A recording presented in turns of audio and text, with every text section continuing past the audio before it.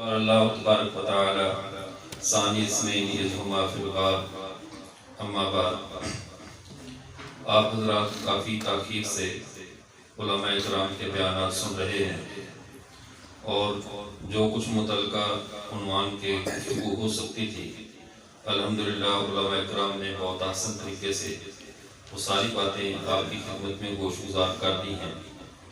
اگر کوئی دو چار باتیں رہ گئی ہیں تو میں کوشش کرتا ہوں کہ آپ حضرات کی خدمت میں اس حوالے سے کچھ بات کر سکوں۔ آج چونکہ اس وقت 23 جمادی الثانی ہے، چونکہ اسلام کے اندر رات مقدم ہوتی ہے، دن مؤخر ہوتا ہے، تو مغرب کے بعد سے تاریخ بدل چکی ہے۔ ابھی 23 جمادی الثانی ہے، جس میں ہم 22 جمادی الثانی والا واقعہ دہرا کر اس حوالے سے گفتگو کر رہے ہیں حضرت سیدنا ابوبکر صدیق رضی اللہ تعالیٰ عنہ کے حوالے سے۔ سیدنا ابوبکر صدیق رضی اللہ تعالیٰ عنہ کے تعارف، ان کی شان اور عظمت پر بہت کچھ کہا جا چکا۔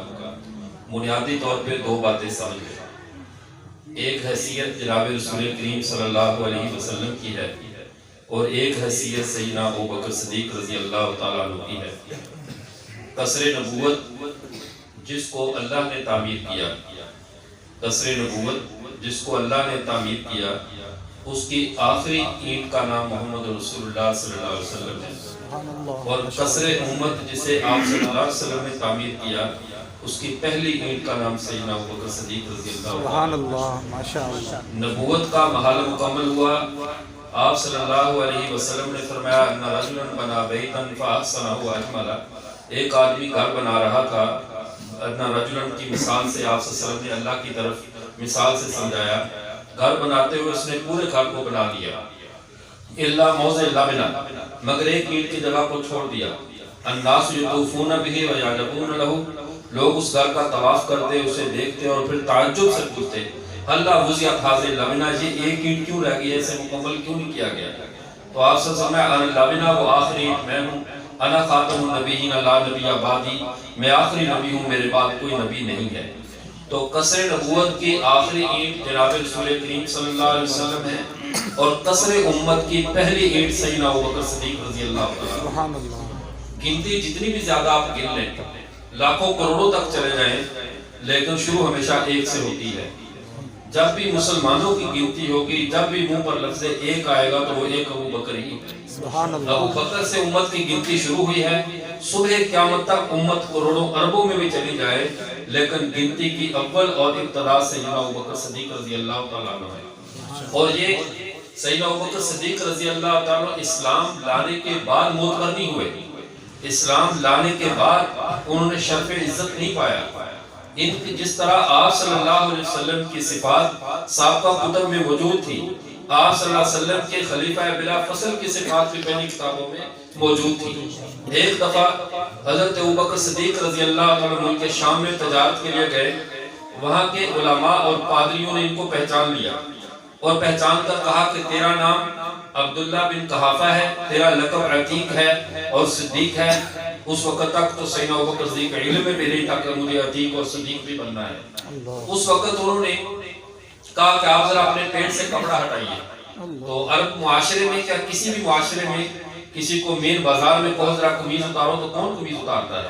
اب سیدنا ابوبکر صدیق رضی اللہ عنہ سے اس بات کا مطالبہ چل رہا ہے کہ آپ ذرا اپنی قمیض ہٹائیں۔ حضرت ابوبکر صدیق رضی اللہ عنہ نے مطالبہ کیا تو ان سارے راہبوں پادریوں نے پکڑ کر زبردستی سیدنا ابوبکر صدیق رضی اللہ عنہ کے پیٹ سے کپڑا ہٹا دیا اور دیکھ کر زور زور سے شوق کرنے لگے، یہی وہ ہے جو آخری نبی کا خلیفہ ہوگا، کہ ہم نے اپنی کتابوں میں پڑھ رکھا ہے کہ جو آخری نبی کا خلیفہ ہوگا اس کی ناف کے ساتھ تل کا نشان ہوگا، اور یہ تمام علامات اس کے اندر موجود ہیں۔ اور مبارک دے کر کہا عبداللہ فوراً واپس چلے جاؤ، تمہارے ملک میں، ملک عرب میں ان قریب نبی آخر زمان کا ظہور ہونے والا ہے، اور تم اس پر جا کر ایمان لاؤ، تم ہی اس کے خلیفہ ہوگے، اسی کے وزیر ہوگے۔ تو یہ علامات اب آپ صلی اللہ علیہ وسلم کے بعد جب آپ صلی اللہ علیہ وسلم نے اعلان نبوت کیا تو سیدنا ابوبکر صدیق رضی اللہ تعالیٰ عنہ وہ فوراً ایمان لے آئے، اور آپ صلی اللہ علیہ وسلم نے فرمایا کہ ابوبکر واحد شخص ہے جس نے مجھ پر ایمان لانے کے لیے نہ کسی معجزے کا مطالبہ کیا، نہ دلیل کا مطالبہ کیا۔ آخر اس کی وجہ کیا ہے؟ آخر ابوبکر کا خبیر کس چیز سے اٹھایا گیا ہے کہ اس کے ذہن میں سوال پیدا نہیں ہوتا؟ اب اس بات کو سمجھ لیں۔ جتنے بھی نبی آئے ہیں ہر نبی کے اندر دو صفات تھی. ہر نبی مبشر بھی تھا اور مصدق بھی تھا. ہر نبی آنے والے نبی کی بشارت دیتا تھا، پہلے نبیوں کی تصدیق کرتا تھا. وہ کہتا تھا میں آ چکا ہوں، پہلے نبی برحق تھے، میرے بعد فلاں نبی آ رہا ہے. یہ سلسلہ چلتا رہا جب تک نبوت چلتی رہی. ختم نبوت کے ساتھ نظام بالکل الٹ ہو گیا. اب آپ صلی اللہ علیہ وسلم نے کسی نئے آنے والے کی بشارت نہیں دی.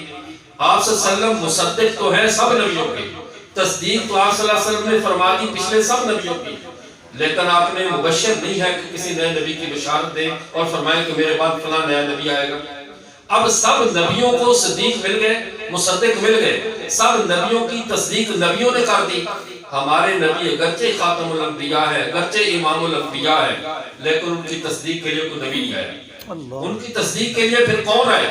تو تمام 1,24,000 کم و بیش مسند احمد بن حنبل کی حدیث کے مطابق کم و بیش 1,24,000 انبیاء اور 315 رسولوں کے بدلے میں اللہ تعالیٰ نے محمد عربی صلی اللہ علیہ وسلم کی ہر بات میں تصدیق کرنے کے لیے اس امت کے اندر ختم نبوت کی برکت سے جس نئے عہدے کا اجرا کیا اس عہدے کا نام صدیق ہے اور وہ ابو بکر صدیق ہے. یہ نیا عہدہ ہے اس امت کے اندر، بالکل صدیقیت. یہ نبیین و صدیقین و شہداء، نبوت کے بعد مقام صدیقیت ہے اور مقام صدیقیت یہ مقام تصدیق ہے. اور اس امت کے اندر یہ ایک ہی فرد ہے جو اس مقام پہ فائز ہے، جس کے اندر 1,24,000 نبیوں کی جھلک موجود ہے کہ یہ سب نبیوں کی طرح محمد عربی کی تصدیق کرتا ہے. سبحان اللہ. اب اس کے بعد جب آپ صلی اللہ علیہ وسلم معراج کی رات گئے اور وہاں پر جا کر جب جبرائیل امین سے پوچھا، علامہ محمد طبری اپنی کتاب ریاض النظرہ میں لکھتے ہیں، کہتے ہیں آپ صلی اللہ علیہ وسلم نے کہا جبرائیل ایک رات کے مختصر عرصے میں آپ نے اتنا کچھ دکھا دیا ہے کہ عقل انسانی سے تسلیم نہیں کرے گی تو وہ میری بات کو جھٹلائیں گے. تو انہوں نے فوراً کہا جبرائیل نے پوری دنیا بھی آپ کو جھٹلا دے، ایک شخص ایسا ہے عبدالقحافہ کا بیٹا عبداللہ جس کا نام اللہ کے ہاں صدیق لکھا ہوا ہے، وہ آپ کی ہر بات میں تصدیق کرے گا، اس کا نام ہے سیدنا ابو بکر صدیق. تو یہ سیدنا ابو بکر صدیق. اب اگلی بات کو سمجھیے، سیدنا ابو بکر صدیق کا اور آپ صلی اللہ علیہ وسلم کا خمیر، حضرت عمر کا خمیر ایک ہی مٹی سے اٹھایا گیا ہے. نبوت کا خمیر بھی منہا خلقناکم وفیہا نعیدکم ومنہا نخرجکم تارۃ اخری، ایک ہی جگہ سے ان تینوں کا خمیر اٹھایا گیا. اسی سے سیدنا عیسیٰ کا خمیر اٹھایا گیا. یہ 4 ہستیاں ہیں جن میں 2 نبی ہیں، ایک صدیق ہے، ایک محدث ہے. ان 4 ہستیوں کا خمیر جس جگہ سے اٹھایا گیا اسی جگہ پہ ان کو لٹایا گیا. عیسیٰ علیہ السلام قرب قیامت تشریف لائیں گے، رسول اللہ کے پہلو میں دفن ہوں گے. منہا خلقناکم وفیہا نعیدکم ومنہا نخرجکم تارۃ اخری. شوم محشر ابو بکر اور عمر یہ 2 نبیوں کے پہلو سے اس طرح اٹھائے جائیں گے کہ 2 نبی ان کے پہلو میں ہوں گے، یہ دونوں باڈی گارڈ کے طور پر قبروں سے ساتھ اٹھیں. سبحان اللہ، ماشاءاللہ. 2 نبیوں کا خمیر، ایک صدیق کا خمیر اور ایک محدث کا خمیر، ایک ہی مٹی کا ہے، ایک ہی مٹی کا ہے. اس سے اگلی بات کو سمجھیے محدث کیا ہے، پھر مقام صدیقیت کو سمجھ آ جائے گا. محدث اس ہستی کو کہا جاتا ہے جو خدا کے ارادوں میں پرواز کرے، جو اتنا اونچا شہباز اڑنے والا ہو کہ خدا کے ارادوں پر مخلوق سے پہلے مطلع ہو جائے. ابھی وحی نہ آئے اس کے دل پہ پہلے پرتو پڑ جائے، آسمان سے کیا حکم اترنے والا ہے اس کا دل پہلے جان لے اور کہہ دے اللہ کے رسول شراب حرام ہونی چاہیے، اور آیت اتر جائے کہ شراب حرام ہو گئی. اس کا جی چاہے کہ مقام ابراہیم پہ 2 نفل پڑھنے چاہیے، آیت اتر آئے کہ مقام ابراہیم پہ 2 نفل پڑھو. اس کا جی چاہے کہ اللہ کے رسول منافق کا جنازہ نہیں پڑھنا چاہیے، آسمان سے آیت اتر آئے کہ منافق کا جنازہ مت پڑھو. یہ شخص کہے کہ اللہ کے رسول عورتوں کو پردہ کرنا چاہیے، آیت اتر آئے کہ عورتیں پردہ کریں. اللہ کے رسول قیدیوں کو جزیہ لے کر فدیہ لے کر نہیں چھوڑنا چاہیے، انہیں قتل کیا جانا چاہیے، آیت اتر آئے کہ اس کی رائے ٹھیک ہے. جس کی قدم قدم پہ جس کے دل کے اوپر وحی کی تجلی پڑتی ہو، نبی نہ ہو لیکن وہ خدا کے ارادوں میں پرواز کرتا ہو، اسے محدث کہا جاتا ہے. اور جو نبی کے ارادوں میں پرواز کرے اسے صدیق کہتے ہیں. نبی کے ارادوں میں ہونے والے کو صدیق کہتے ہیں.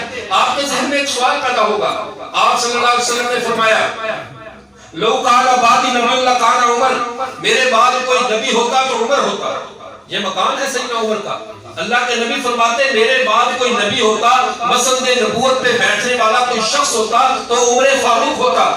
لیکن امت نے حق تو یہ بنتا تھا کہ جو نبی بن سکتا ہے خلیفہ بلا فصل سے بننا چاہیے. امت نے ابو بکر صدیق کو خلیفہ بنا دیا. حضرت عمر کو بنانا چاہیے تھا.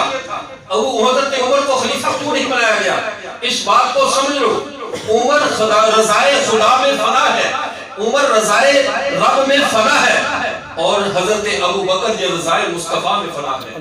اور نبوت رضائے خدا سے ملنی تھی, خدا کی رضا تو ختم ہو چکی کہ اس کے بعد نبوت نہیں ملنی. جب خدا کی رضا محمد عربی پہ مکمل ہو چکی, اب عمر اس مسجد پہ نہیں آ سکتا. اب خلافت کی ضرورت تھی محمد عربی کی خلافت کی, اور محمد عربی کی رضا میں فنا کا نام سیدنا ابو بکر صدیق ہے. اس لیے خلیفہ بلا فصل بھی وہی بنے گا جو رضائے مصطفیٰ میں فنا ہوگا. رضائے خدا میں جو فنا ہے وہ خلیفہ نہیں بن سکتا, وہ خلیفہ بلا فصل نہیں بنے گا.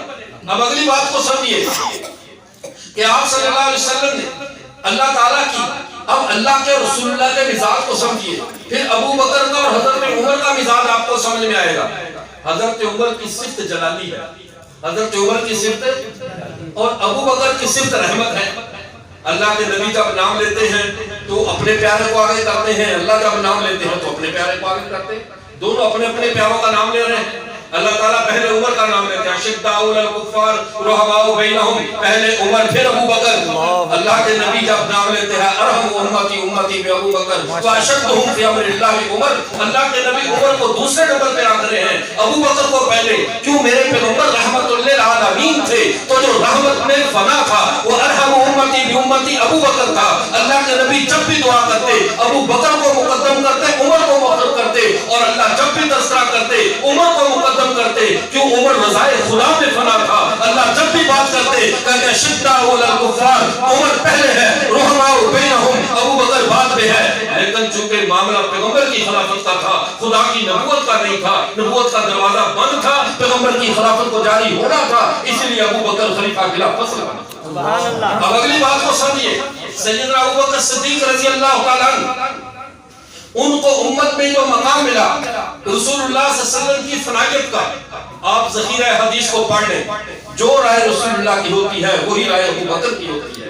ابو بکر کی موافقات پیغمبر ملے گی, عمر کی موافقات باری تعالیٰ ملے گی, کیونکہ وہ خدا کی ذات میں فنا ہے, خدا کے ارادوں میں فنا ہے. اور جو شریعت کے دائرے میں اونچی پرواز کرے, شریعت کے دائرے میں سب سے اونچا اڑے, اسے فقیہ کہتے ہیں, اور جو رب کے ارادوں میں اونچا اڑے اسے محدث کہتے ہیں, اس کا نام محدث ہے. اب تیسری چیز جس کو شان توسم کہا جاتا ہے, متوسمیت. متوسمیت کیا ہے؟ اللہ آنے والے واقعات کے اور اس بندے کے درمیان سے پردے ہٹا دے, اسے شان متوسمیت کہتے ہیں. ابو بکر شان صدیقیت میں فائد ہے. صدیق جیسے مولانا پہلے فرما رہے تھے اکثر پیغمبر کا نام ہے جس کی رائے کبھی نبی کی رائے کے مخالف آتی نہیں ہے. صدیق کا مزاج ایسا ہوتا ہے جیسے دیا جلاؤ تو ساتھ اس کے آٹومیٹک جو شیشہ رکھا ہو وہ بھی چمک اٹھتا ہے. شیشے کو چمکنے کے لیے کوئی علیحدہ لائٹ نہیں دینی پڑتی. ابو بکر کو مطمئن کرنے کے لیے, ابو بکر کو سمجھانے کے لیے نبی کو علیحدہ محنت نہیں کرنی پڑتی. ادھر سے نبی نے کہا, ادھر سے ابو بکر چمک اٹھا, ادھر نبی نے دیا جلایا, عمر کا ابو بکر کا دل روشن ہو گیا. ابو بکر تو فنا ہے, جو فنا ہو اسے مقام صدیقیت ملتا ہے, اور جو خدا کے ارادوں میں فنا ہو اسے مقام محدثیت ملتا ہے. اور جس کے درمیان امت کے اندر آنے والے فتنوں کے اور اس کے درمیان سے پردے ہٹا دیے جائیں اسے شان متوسلیت ملتی ہے, اور یہ شان سیدنا عثمان بن عفان کو حاصل ہے. یہ تینوں درجے درجہ بدرجہ ہے, ہر ایک کی شان اپنی اپنی جگہ پر ہے. اب آگے سمجھیے سیدنا ابو بکر صدیق رضی اللہ تعالیٰ عنہ جن کے حوالے سے ہم یہاں پر بات کر رہے ہیں, ان کا درجہ بہت بلند ہے. چونکہ محدث کو ہم بہت اونچا کہتے ہیں, اس کی تائید میں اللہ کا قرآن اترتا ہے. محدث زمین پہ راجا کرتا ہے اور آسمان سے فیصلہ آ جاتا ہے. محدث سیدنا عمر رضی اللہ تعالیٰ عنہ کے اندر سابقہ کم و بیش 10 نبیوں کی جھلک پائی جاتی ہے. اور یہ بھی ذہن میں رکھیے بات اپنے خاص طور پہ, سابقہ امتوں کو 1,24,000 نبی ملے ہیں. علامہ ابن حجر اسقلانی نے تہذیب التہذیب میں لکھا ہے میرے پیغمبر صلی اللہ علیہ وسلم کو کم و بیش 1,24,000 صحابہ ملے. ہر نبی کے بدلے میں میرے پیغمبر کو ایک صحابی ملا ہے, ہر نبی کے بدلے میں ایک صحابی ملا ہے. سابقہ امتوں کے جتنے نبی میرے پیغمبر کے اتنے صحابہ. اب کسی صحابی کی شان اٹھا کر دیکھ لو, سابقہ کسی نبی کی اس کے اندر جھلک موجود ہوگی. جس کے اندر سب نبیوں کی جھلک پائی جائے اسے صدیق کہتے ہیں ماشاءاللہ. اور جس کے اندر چیدہ چیدہ نبیوں کی جھلک پائی جائے, 10 کی ہو زائد کی ہو, وہ شان محدثیت پہ فائز ہے. لیکن آپ سمجھیں شان محدثیت اونچی لگتی ہے ہمیں, کیونکہ ہمارا معاشرہ ایسا ہے کہ جو کرامات دکھائے, کشف دکھائے, ہواؤں میں اڑتا دکھائے, ہم اسے دوسرے علماء سے اتنا بڑا سمجھ لیتے ہیں کہ اس کی کرامات زیادہ ہیں. یہ معاشرہ تعویذ دیتا ہے تو بھینس کٹی دے دیتی ہے, یہ تعویذ دیتا ہے تو بے اولادوں کو اولاد ہو جاتی ہے, یہ تعویذ دیتا ہے, یہ ہواؤں میں اڑتا دکھاتا ہے, ہم اس کو درجہ اونچا دیتے ہیں. شریعت فقیہ کو درجہ اونچا دیتی ہے, شریعت مفتی کو درجہ اونچا دیتی ہے, کرامات اور شوق میں دکھانے والوں کو نہیں. اگر کرامات کو دیکھا جائے تو حضرت عمر کی کرامات کو دیکھو. ممبر پہ, مسجد نبی کے ممبر پہ کھڑے ہو کر سالیہ کو جو ہے وہ جنگ کی کمان کر رہے ہیں, جو ہزاروں میل دور دہامت کے قلعے پہ لڑ رہے ہیں, اور کبھی دریاؤں کو خط لکھ رہے ہیں. ان کی شان یہ ہے خدائی لہجے میں خدائی مخلوق سے بات کرتے ہیں, یہ حضرت عمر کی شان ہے. اللہ کا کام ہے کہ آپ کو ایسے مخاطب کرے, یا نارو پوری بردم السلامہ, یہ خدا کی مخلوق ہے, وہ خالق ہے. خالق اپنی مخلوق سے اس لہجے میں بات کر سکتا ہے, یا پھر محدث اس لہجے میں بات کرتا ہے جو دریا کو کہتا ہے چل رہا ہے تو چل ورنہ بند ہو. یہ شان حضرت عمر کی ہے جو مدینے میں آگ نکل رہی ہے. کہا جا کر آپ کو میرا پیغام دو, کیا میں نے اس زمین پہ عدل نہیں کیا, آپ کو بند کر دو. زلزلہ آتا ہے, زمین پہ پاؤں مار کے کہتے ہیں ٹھہر جا, عمر ابھی تیرے اوپر عدل کر رہا ہے. جو اتنی جرأت کے ساتھ خدائی مخلوق سے باتیں کرے, یہ کتنا خدا کے ارادوں میں فنا ہے, کتنا اونچا مقام ہے. یہ اونچے مقام والے کے بارے میں جب حضرت عائشہ نے کہا اللہ کے رسول, کیا رات کو جو چاند آسمان پہ جو ستارے چمکتے ہیں کیا ان کے برابر کسی کی نیکیاں ہے, تو دل میں خیال تھا کہ میرے باپ ہی کا نام آئے گا. آپ سے سمجھا رہے ہیں, فرمایا کس کی, فرمایا عمر کی. حضرت عائشہ رضی اللہ عنہ کا دل بجھ گیا کہ میرے باپ کا تو نام نہیں آیا, یہ محدث ہے نا حضرت عمر. فرمایا اتنی نیکیاں آسمان کے ستاروں کے برابر جو عمر فاروق کی ہیں. اب جب عمر فاروق اتنا بڑا محدث کے آسمان کے ستاروں سے نیکیوں میں آگے نکل گیا, تو اللہ کے نبی نے فرمایا عائشہ تیرے باپ ابو بکر کی ایک نیکی اس کی سب نیکیوں سے زیادہ ہے. اللہ جو رات کی نیکی, یہ وہ مقام صدیقیت, وہ مقام ہے, وہ محدث جس نے نیکیوں سے آسمان کے ستاروں کو بھر دیا, جس کی تائید پہ 27 بار جبرائیل اترا, وہ ابو بکر سے کہہ رہا ہے اپنی ایک رات دے دو, سارا کچھ لے لو. اللہ اسے کہتے ہیں صدیق. جس سے محدث آ کر کہے یہ سارا کچھ لے لو, اپنی ایک رات دے دو, اس کے اس رات کا مقابلہ میری ساری زندگی کی عبادات نہیں کر پا رہی. اور یہ سیدنا ابوبکر صدیق. اور پھر اس کے مزاج کو دیکھو, رسول اللہ صلی اللہ علیہ وسلم نے کیسے تربیت فرمائی. آپ صلی اللہ علیہ وسلم ایک رات صبح کے وقت آپ صلی اللہ علیہ وسلم لوگوں کے خواب سنا کرتے تھے. خواب سنتے تو ایک رات آپ نے فرمایا صبح فجر کے وقت, میرا 10:15 ہو گیا, بس کریں نہیں آپ نے 10:15 کہا نہیں, میں تو تازہ دم ہوں, ان کا دم باسی ہو گیا. نہیں ماشاءاللہ آپ تھک تو نہیں گئے. نہیں جزاک اللہ. میں نے کہا پوچھے تو 10:15 کہا تھا تو اس حساب سے تو بند کر دینی چاہیے بات. اچھا نہیں یہ مرجو قول ہے. تو بہرحال میں بتا رہا تھا کیا بات ہے, آپ صلی اللہ علیہ وسلم نے خواب کے بارے میں کہا میں نے خواب دیکھا, ایک آدمی سویا ہوا ہے, اس کے پاس 2 آئے, ایک نے آ کر کہا آنے والے نے کہ یہ شخص سویا ہوا ہے, دوسرا کہہ رہا ہے نہیں یہ جاگ رہا ہے. فرمایا صحابہ نے اللہ کے رسول اس کی کیا تعبیر ہے. فرمایا جس کی نظر اس کے دل پر تھی اس نے کہا یہ جاگ رہا ہے, جس کی نظر آنکھوں پر تھی اس نے کہا یہ سویا ہوا ہے. یہ اس اختلاف کی طرف اللہ کے نبی اشارہ فرما رہے ہیں, زندگی میں صحابہ کی تربیت کروا رہے ہیں کہ آن قریب تمہارے اوپر ایک سانحہ آنے والا ہے کہ مجھے تم سے پردہ کرنا ہے, امت کے اندر 2 بندوں کا اختلاف ہونا ہے, اور اس اختلاف سے پہلے امت کی ذہنی تربیت بھی کرتی تاکہ وہ بعد میں پریشان نہ ہو. رسول اللہ صلی اللہ علیہ وسلم دنیا سے پردہ فرما گئے. اب سیدنا عمر رضی اللہ تعالیٰ عنہ کھڑے ہوئے, کہا جس شخص نے یہ کہا کہ محمد عربی صلی اللہ علیہ وسلم فوت ہو چکے ہیں, میں اس کی گردن اڑا رکھ دوں گا. حضرت ابوبکر کہہ رہے ہیں من کان یعبد محمد فإن محمد قد مات, جو یہ کہتا ہے محمد صلی اللہ علیہ وسلم کی عبادت کرتا تھا, وہ یہ بات ذہن میں رکھے محمد تو فوت ہو چکے. اب عمر کہہ رہے ہیں جس نے کہا فوت ہوئے میں گردن اڑا دوں گا, ابوبکر کہہ رہے ہیں فوت ہو چکے. کیوں؟ اللہ کے نبی نے پہلے اشارہ کر کے بتا دیا تھا عمر کی نظر پیغمبر کے قلب اطہر پہ تھی، پیغمبر کا قلب اطہر حیات تھا، اللہ کے نبی کی حیات کا ہمارا عقیدہ ہے، پیغمبر صلی اللہ علیہ وسلم قبر اطہر میں اعلیٰ ترین حیات کے ساتھ ہے، حضرت عمر کی نظر پیغمبر کے دل پہ تھی تو کہہ دیا جس نے کہا فوت ہو گئے میں گردن اڑا دوں گا، حضرت ابو بکر کی نظر پیغمبر کے ساتھ وعدہ موت پہ تھی، کہا من کان یعبد محمد فإن محمد قد مات۔ اس وقت ابو بکر کا حوصلہ دیکھنے کا تھا، اتنے جو زندگی میں نرم طبیعت، زندگی میں اتنے حلیم الطبع، لیکن جب رسول اللہ صلی اللہ علیہ وسلم کا سایہ ارتحال ہوا، حضرت عثمان گمسم بیٹھے ہیں، حضرت علی بولنا چاہتے ہیں بولا نہیں جا رہا، مدینے کے اندر ایک کوہرام برپا ہے، حضرت فاطمہ الزہرا رضی اللہ تعالیٰ کہتی ہیں صبت علیہ مصائب اللہ والنہا صبت علی الایام سرنا لیالیا، میرے باپ کی وفات سے میرے اوپر اتنا بڑا سانحہ ٹوٹا ہے، اگر یہ سانحہ دنوں پہ ٹوٹتا دن صدمے سے راتوں میں بدل جاتے، ماذا علی من شم تربت احمدہ اللہ نشم مدت زمانی غوالیا، جو میرے باپ محمد کی قبر کی مٹی سونگ لے اس پہ واجب ہے زندگی بعد پھر کوئی اور خوشبو نہ سونگے، وہ ساری مدینہ غم میں ڈوبا ہوا ہے، سیدنا ابو بکر پورے ہوش و حواس میں ہیں، پورے اعصاب مضبوط ہیں اور امت کو ڈوبنے سے بچا رہے ہیں، ایسے صدموں میں قومیں بکھر جایا کرتی ہیں، ایسی قیادتوں کے جانے سے قومیں برباد ہو جایا کرتی ہیں، ایک ابو بکر اس وقت سینہ تان کر کھڑا ہے،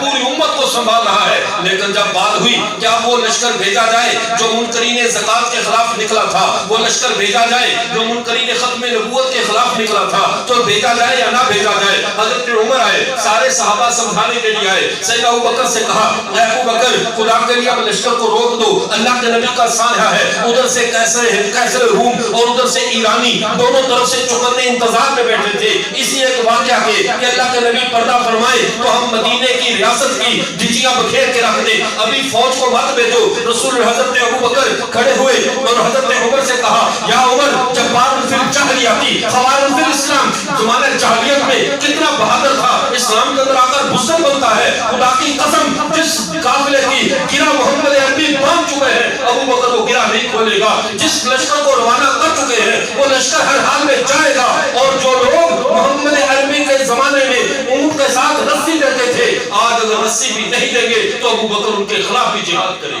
گا۔ اتنا جلی انسان تھا پوری، اور اس کی جرأت کی گواہی ہم سے نہیں، سیدنا علی المرتضیٰ رضی اللہ تعالیٰ سے پوچھئے، نہج البلاغہ میں لکھا ہے، سیدنا علی المرتضیٰ رضی اللہ تعالیٰ سے پوچھا گیا من اشجاع الناس، لوگوں میں سب سے زیادہ شجاع کون سا ہے، سب سے زیادہ بہادر کون سا ہے؟ یہ ہے وہ شیر خدا جنہوں نے خیبر کو فتح کیا۔ حضرت ابو بکر کی بہادری کے واقعے اس لیے سامنے نہیں ہے، میں بدہ بعد میں بتاتا ہوں۔ حضرت ابو علی سے پوچھا گیا سب سے بڑا بہادر کون ہے؟ فرمایا ابو بکر اس امت کا اشجاع الناس ہے، سب سے بڑا بہادر۔ کہا وہ کیسے؟ کہا میدان جنگ میں چونکہ سب کی دشمن کی تمنا ہوتی ہے، جو مین کمانڈ ہے بڑا جرنیل ہے اسے ختم کر دو، قتل کر دو تاکہ دشمن کے حوصلے پستہ ہو جائے۔ کہا رسول اللہ صلی اللہ علیہ وسلم میدان جنگ میں جان کھڑے ہوتے تھے، دشمن کا سب سے زیادہ ہجوم وہیں پہ ہوتا تھا کہ محمد عربی کو شہید کر دو، اس حال میں جب تیروں کی بارش ہو رہی ہو، اس حال میں جب تلواروں سے ٹکرا رہی ہو، اس حال میں کوئی محمد عربی صلی اللہ علیہ وسلم کے ساتھ کھڑا ہونے کی جرأت نہیں رکھتا تھا، سوائے ابو بکر کے جو پیغمبر کے گھٹنے سے گھٹنا ملا کے کھڑا ہوتا تھا، ہم سب پیچھے ہٹ جاتے تھے، ابو بکر سینہ تان کے پیغمبر کا دفاع کرتا تھا۔ ایسے کہتے ہیں اشجاع الناس، لوگ کہتے ہیں پھر زندگی میں ہمارے ابو بکر کی روایات میں کم ملتی ہیں، 46 کے قریب حدیث سے ابو بکر صدیق سے، اور ان کی جرأت کے واقعات میں نہیں ملتے۔ اس کی وجہ یہ ہے کہ سورج کی موجودگی میں کبھی چاند آپ کو نظر بھی آ جائے تو کیا وہ روشن ہوتا ہے یا بجھا ہوا ہوتا ہے؟ ماشاءاللہ چاند سورج کے احترام میں چمکتا نہیں ہے، چاند سورج کے احترام میں جب سورج غروب ہوتا ہے پھر چاند چمکتا ہے۔ ماشاءاللہ والشمس وضحاها والقمر اذا تلاها، اللہ نے ترتیب بھی بتا دی، سورج کے جانے کے بعد ہی چاند آیا کرتا ہے۔ سورج نے پردہ کیا اور چاند چمکا، پھر ابو بکر کی جرأت کو دیکھو، پورا مدینہ روک رہا ہے، ابو بکر ڈٹا ہوا ہے۔ بتاؤ رسول اللہ کی شجاعت کے سامنے ابو بکر کی شجاعت نظر نہیں آتی، اس لیے کہ یہ فنا فی الرسول ہے، اور اللہ کے نبی کے علم کے سامنے ابو بکر کا علم ان کی سخاوت کے سامنے، ان کی سخاوت ان کی شجاعت کے سامنے، ان کی شجاعت کوئی چیز نظر نہیں آتی، یہ فنا فی الرسول ہے۔ ادھر سے رسول اللہ نے پردہ فرمایا، سب کچھ چمکتا امت کے سامنے آ، یہ سیدنا ابو بکر صدیق رضی اللہ تعالیٰ عنہ۔ اور حضرت عمر فرماتے ہیں ابو بکر نے رسول اللہ صلی اللہ علیہ وسلم کی وفات کے بعد کھانا پینا بھی چھوڑ دیا، اتنے لاغر ہوئے، اتنے صدمے کو لیا، 2 سال کے اندر دنیا سے پردہ فرما گئے۔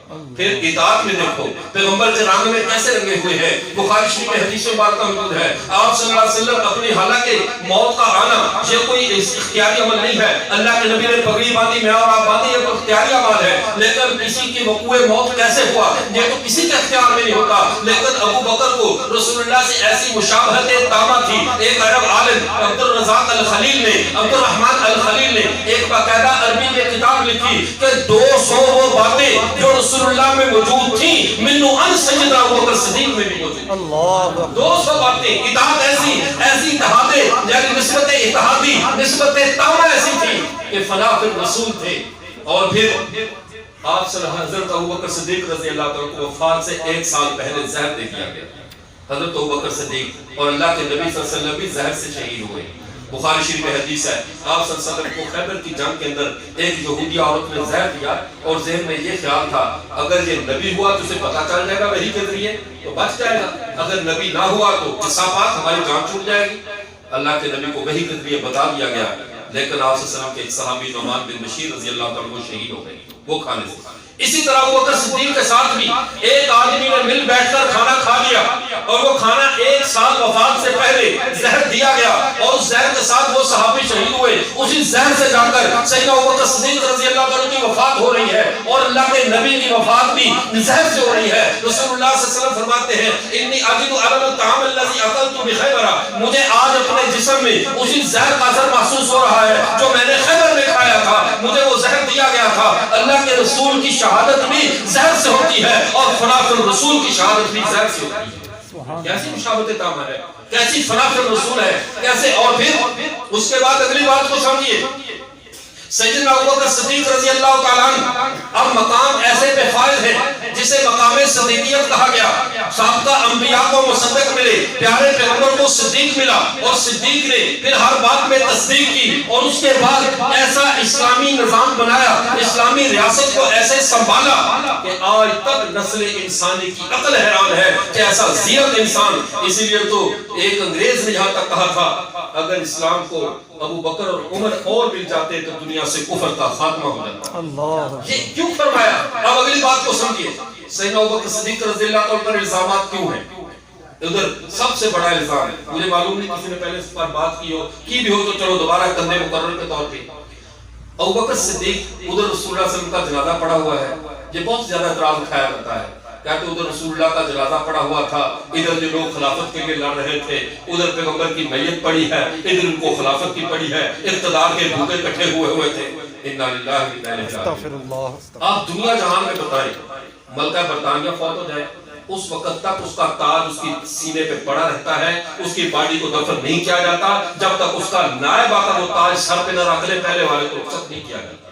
یہ دنیا کی متمدن سلطنتوں کا اصول ہے، پہلا بادشاہ اس وقت تک دفن نہیں ہوتا جب تک نیا چارج نہ سنبھال لے۔ قومیں تسلسل سے چلتی ہیں، یہ نہیں ہے کہ 4-5 دن کے لیے چھوڑ دو پھر اختلاف شروع ہو جائے، پھر امت آپس میں لڑ کر مر جائے۔ بات یہ ہے رسول اللہ صلی اللہ علیہ وسلم کا جو کہتے ہیں جنازہ بھی نہیں ہوا تھا، پہلے بیوقوف سے پوچھو رسول اللہ کا جنازہ پڑھانا کس نے تھا؟ اللہ ان سے ان کی عقل کام نہیں کرتی۔